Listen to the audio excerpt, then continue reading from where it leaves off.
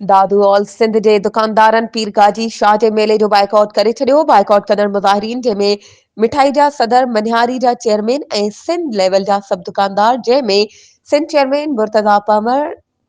पाकिस्तान मेला सदर प्रिंस गुलाब खोसो, सेठ इरफान हिंगोरो, सेठ जावेद हिंगोरो, सिंध चेयरमैन उस्ताद सलीम, चेयरमैन भूरल जरदारी, वडेरो जुल्फकार, सेठ शाहनवाज सोलंकी, सेठ सिकंदर, सेठ जाहिद ब्रह्माणी, सेठ हाकिम ब्रह्माणी, सेठ उबैदुल्ला सोलंकी, सेठ मोहम्मद बख्श सोलंकी, सेठ इब्राहिम लगारी, सेठ अकबर बामर, चेयरमैन सावण काके पोटो, हुसैन रोदनानी, सभिनी दुकानदारनि चयो त असां सभु मुतफ़िका राय सां चऊं था त गाजी शाह मेले में हर तरह जी अफ़रा तफ़री ऐं लाक़ानूनियत ऐं जुआ जो हलंदड़ बदमनी ऐं भताखोरी जो आज़ार वधी वियो आहे ऐं फ़क़ीरनि जो नारवा सलूक जे हुजण जे करे असां जूं घुर्बल ज़रूरतूं पूरियूं न हुजण जे करे असां इला सिंध दुकानदार हिन मेले जी